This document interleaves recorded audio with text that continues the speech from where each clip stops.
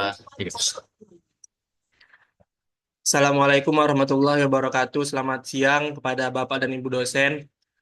Saya Restu Muhammad Fajar dari kelas AM5D pagi dengan NIM 4112201113 ingin mempresentasikan hasil final equity report mengenai PT Garuda Food Putra Putri Jaya Tbk.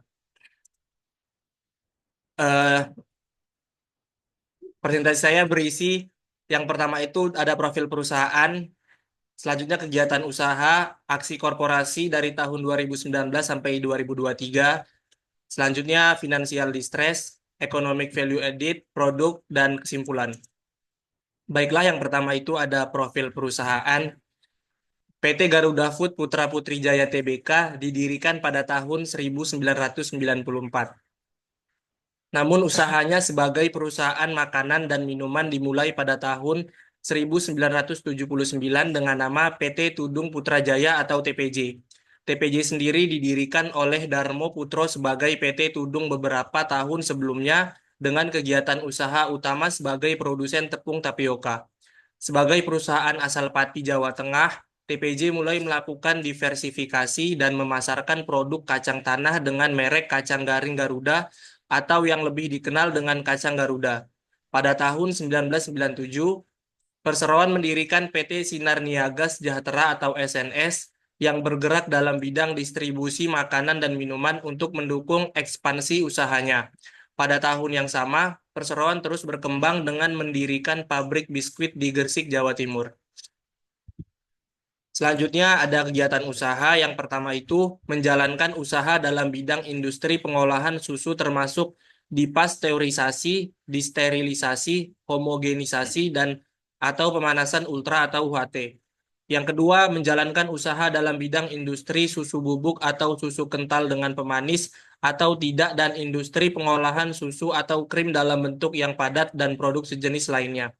Yang ketiga, menjalankan usaha dalam bidang usaha pengolahan produk dari susu lainnya seperti mentega, yogurt, keju, dan dadih atau air dadih.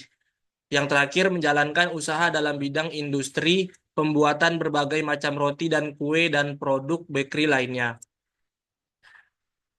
Selanjutnya ada aksi korporasi pada tahun 2019 sampai 2023.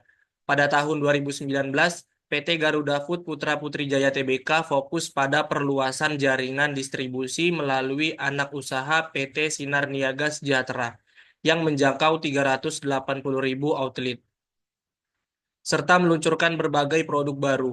Perusahaan mencatat total penjualan bersih sebesar 8,44 triliun dengan laba bersih tumbuh 2,4% menjadi 436 miliar. Namun pada 2020, pandemi COVID-19 menyebabkan penurunan penjualan bersih sebesar 8,62% menjadi 7,71 triliun dan laba bersih anjlok 43,75% menjadi 259,4 miliar. Meskipun total aset naik 29,78% menjadikan 6,57 triliun, pada tahun 2021 menunjukkan pemulihan signifikan dengan penjualan bersih meningkat 14% menjadi 8,8 triliun dan laba bersih naik 63,8 menjadi 424,8 miliar. Selanjutnya pada tahun 2022, Garuda Food mencatat pertumbuhan penjualan sebesar 19,56% menjadi 10,51 triliun. Meskipun laba bersih hanya tumbuh tipis 0,08% menjadi 425,2 miliar akibat kenaikan biaya bahan baku dan logistik. Tahun 2023 menandai peningkatan laba bersih yang signifikan sebesar 36,4% menjadi 580,41 miliar dengan penjualan bersih mencapai 10,54 triliun. Secara keseluruhan, Garuda Food berhasil mempertahankan pertumbuhan meski menghadapi tantangan ekonomi dan persaingan industri yang ketat. Selanjutnya ada financial distress. Pada tahun 2019, PT Garuda Food Putra Putri Jaya Tbk memiliki Z-score sebesar 3,55. Menunjukkan kondisi keuangan yang aman dengan risiko kebangkrutan rendah. Namun pada 2020, Z-score turun menjadi 2,63 akibat dampak pandemi COVID-19 yang menekan penjualan dan laba bersih. Mengindikasikan penurunan kesehatan keuangan pada 2021, Z-score meningkat menjadi 2,95, mencerminkan pemulihan meskipun masih di bawah ambang batas aman atau 3,0. Pada 2022, Z-score kembali naik ke 3,44, menunjukkan perbaikan kinerja keuangan melalui pertumbuhan penjualan dan pengelolaan beban yang lebih baik. Puncaknya pada 2023, Z-score mencapai 4,02, menandakan kondisi keuangan yang sangat baik, risiko kebangkrutan rendah, serta pertumbuhan laba dan aset yang signifikan.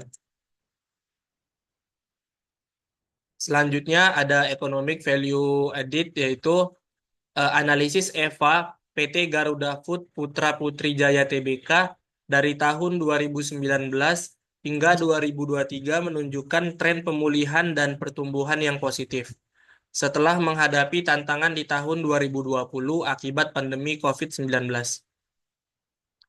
Meskipun ada fluktuasi dalam nilai EVA, perusahaan secara konsisten berhasil menciptakan nilai positif bagi pemegang saham dengan meningkatkan NOPAT dan mengelola modal secara efisien.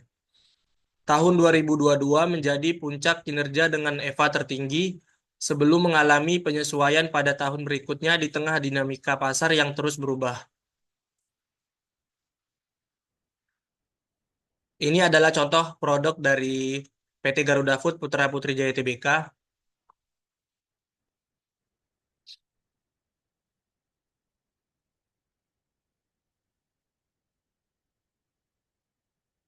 Selanjutnya yang terakhir ada kesimpulan. PT Garuda Food Putra Putri Jaya Tbk menunjukkan bahwa perusahaan telah menunjukkan kinerja keuangan yang positif dan konsisten dari tahun 2019 hingga 2023. Meskipun menghadapi tantangan signifikan akibat pandemi COVID-19 pada 2020, Z-score meningkat secara konsisten hingga mencapai 4,02 pada tahun 2023. Menunjukkan kondisi keuangan yang sangat baik dan resiko kebangkrutan yang rendah. Laba bersih tumbuh sebesar 36,4% pada tahun 2023, mencapai 580,41 miliar.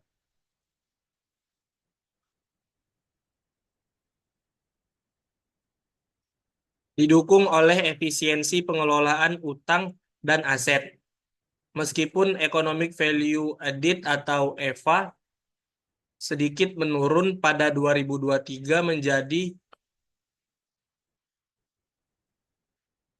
75,33 miliar, perusahaan tetap menciptakan nilai positif bagi pemegang saham dengan NOPAT tertinggi sepanjang periode, dengan diversifikasi produk yang luas dan jaringan distribusi yang kuat.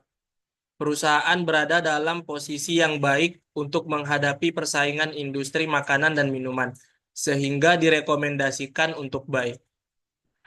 Baiklah, sekian presentasi dari saya. Apabila ada kesalahan, mohon dimaafkan.